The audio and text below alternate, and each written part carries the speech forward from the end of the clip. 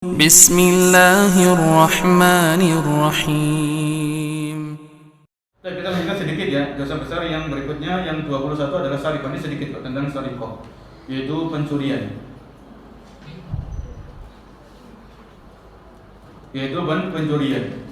Allah Subhanahu wa taala sebutkan bahwasanya pencuri ini dosa besar di dalam firman-Nya di surat Al-Maidah ayat 38. Al-Maidah ayat 38. Wasariqu wasariqatu faqta'u aydiyahuma jazaa'an bima kasaba nakalan minallah wallahu azizun hakim. Perhatikan ayat ini. Mari kita perhatikan bersama. Wasariqu wasariqatu, seorang laki-laki yang mencuri dan seorang perempuan yang mencuri, faqta'u aydiyahuma, maka potonglah tangan keduanya. Jazaa'an bima kasaba, sebagaimana balasan terhadap apa yang mereka lakukan. Nakalan minallah, sebagai bentuk hukuman dari Allah. Wallahu azizun hakim.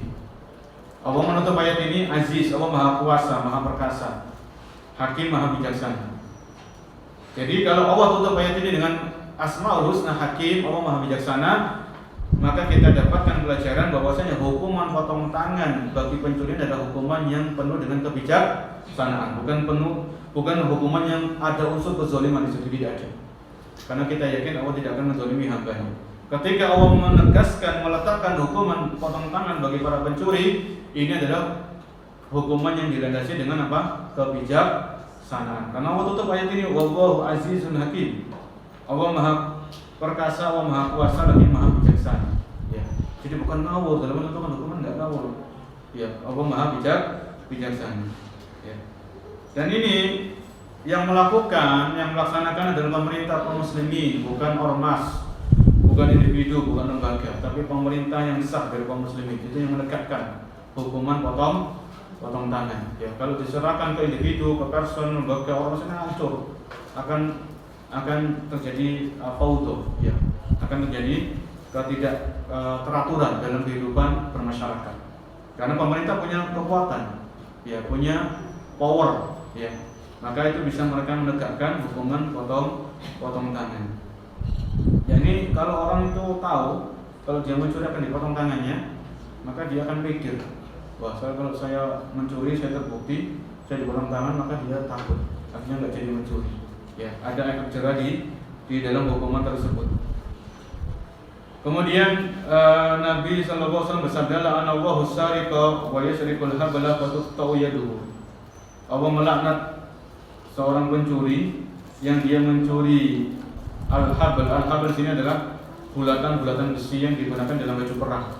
Fa tuqta'u yaduhu, kemudian potong tangannya itu dipotong. Ya. Jadi di antara ciri-ciri dosa besar, sebagaimana kita bahas di awal, ciri-ciri dosa besar itu ada had, ada hukuman had di dunia. Di dunia, ya, had itu maksudnya potong tangan, rajam, ya, atau kotel atau kisos, itu namanya hukum had. Itu jelas ciri-ciri dosa besar. Kemudian ditambahkan dalam hadis ini, la'anallahu sariq, Allah melaknat. Di antara ciri-ciri dosa besar itu adanya laknat, ya, laknat dari Allah atau laknat dari Rasul sallallahu alaihi wasallam. Wa qala sallallahu alaihi wasallam, law anna Fatimah binta Muhammadin saraqat laqata'tu yadaha. Nabi SAW bersabda, seandainya Fatimah putrinya Muhammad itu mencuri, maka aku akan potong tangannya. Ya. Ini Nabi SAW memberikan contoh keadilan. Fatimah nggak mungkin mencuri, tapi seandainya mencuri, Nabi akan tegakkan hukum potong apa? Potong tangan. Jadi hukum potong tangan ini nggak pandang bulu, tidak pandang bulu. Kalau memang terbukti dia mencuri dengan kadar sekian, ya, sesuai dengan yang disebutkan dalam fikih Islam, maka ditegakkan hukuman potong tangan. Dan hukuman ini kalau sudah sampai ke hakim, ya, kalau sudah sampai ke hakim, maka tidak boleh ada seseorang pun yang memberikan syafaat. Ya, tidak boleh ada satu orang pun yang memberikan apa syafaat. Nabi pernah marah atas fa'u fi hajin min hududillah, apakah kalian akan memberikan syafaat dalam terhadap penegakan hukuman Allah Subhanahu wa taala? Maka tidak boleh. Ya. Kemudian Nabi SAW bersabda, la yazni zani hina yazni wa huwa mu'min. Tidaklah seseorang berzina ketika dia berzina dia dalam keadaan beriman. Wala yasriqu sariq hina yasriq wa huwa mu'min. Tidaklah seorang mencuri ketika dia mencuri dia dalam keadaan beriman. walakin taubatu ma'rudatun ba'du. Maksudnya bagaimana? Tidaklah seorang berzina ketika dia berzina dia dalam keadaan beriman. Apakah dia kafir? Maksudnya orang ketika berzina imannya itu lagi turun kan begitu ya.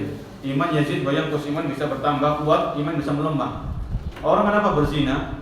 Karena imannya lemah. Karena dia terbawa hawa nafsunya. Karena dia ditipu, dibisiki sama syaitan, akhirnya dia berzina. Kalau orang ini imannya kuat, dia beriman Allah Maha melihat, Allah Maha mendengar, Allah Maha mengetahui, Allah memiliki malaikat yang mencatat. Dia beriman akan surga dan neraka. Nanti orang yang berzina itu bagaimana hukumannya nanti di neraka. Maka kalau orang ini imannya kuat, maka dia akan meninggalkan zina. Ya. Orang ini kalau imannya kuat, dia akan meninggalkan zina. Adapun orang yang la yazni zani hina yazni wa huwa mu'min, dalam berzina ketika dia berzina dalam keadaan beriman, maksudnya beriman iman yang kuat. Kalau orang yang berzina maka imannya lebih lemah. Dia masih beriman, dia maksudnya dia enggak kafir dengan berzina, tidak. Ya.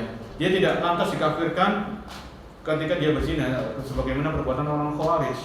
Orang Khawarij mengkafirkan para pelaku dosa besar. Tapi Ahlussunnah wal Jamaah, orang-orang pelaku dosa besar ini mereka dibawa kehendak Allah Subhanahu wa taala. Kalau Allah mengampuni, Allah berkehendak mengampuni, Allah ampuni. Kalau Allah berkehendak mengazab, maka Allah mengazab. Ya. Baik.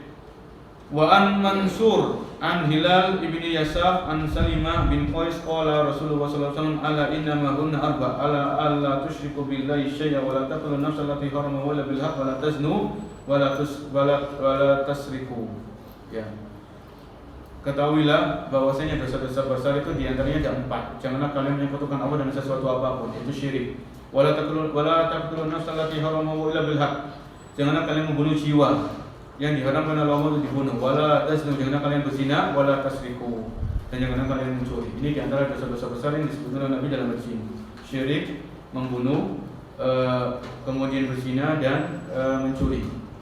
Dan yang terakhir, ini pemaparan penjelasan dari Imam Madhabi. Qultu wala tanfa'u sariqu taubatuhu illa bi an yaruddaha ma saraqahu. Tidak bermanfaat taubatnya seorang pencuri sampai dia mengembalikan apa yang dia curi. Ya. Jadi seorang pencuri kalau dia taubat kepada Allah, karena itu dosa besar, dia taubat, dia istighfar, maka ini taubat itu kalau syaratnya dia menyesali perbuatannya, meninggalkan perbuatan tadi. Kalau mencuri dia meninggalkan pencurian tadi. Dan yang ketiga dia tidak mengulangi lagi. Ini taubat, syarat taubat secara umum. Karena mencuri ini berkaitan dengan harta orang lain, maka dia harus mengembalikannya. Ya. Dia mengembalikannya. Kalau dia tidak mengembalikan, maka tetap nanti di hari kiamat dia bisa dituntut sama orang yang dicuri hartanya. Di hari kiamat, karena orang ini dicuri hartanya, dia didolimi, maka di hari kiamat orang ini bisa menuntut. Ya, kalau harta yang dicuri tidak dikembalikan. Fa in kana muflisan tahallala min sahibil mal. Kalau orang ini habis mencuri, hartanya habis, dia bangkrut, pailit, tidak punya apa-apa, ya sudah, dia bertemu dengan orang yang dicuri hartanya, dia minta kehalalan, itu aja. Saya mencuri harta kamu, sebenarnya saya mau balikan tapi harta itu sudah habis, ya. Maka saya minta kehalalan padamu saat ini di dunia, sebelum nanti kamu menuntut saya di akhirat, misalnya begitu, ya. Maka atau boleh menggunakan orang ketiga, misalnya begini, si A ini mencuri, kemudian dia taubat, ya. Si A mencuri hartanya si B. Si A dia bertaubat kepada Allah dari dosa mencuri tadi. Namun dia nggak punya harta untuk mengembalikan kepada si B yang dicuri hartanya. Tapi si A ini punya kerabat, si C. Maka dia minta tolong si C, saya pernah mencuri, saya taubat, tolong saya diberikan harta untuk mengembalikan kepada si B tadi. Itu boleh menggunakan pihak ketiga untuk menebus kezaliman berupa pencurian yang pernah dilakukan di masa-masa yang lalu. Ya. Ini para jemaah 3 dosa besar yang bisa kita kaji atau bisa kita bahas pada kesempatan pagi menjelang siang hari ini, yaitu ada hulul, kemudian memakan harta manusia dengan cara yang batil, dan pencurian. Apabila ada yang menambahkan atau bertanya, kami persilakan. Wallahu a'lam bishawab.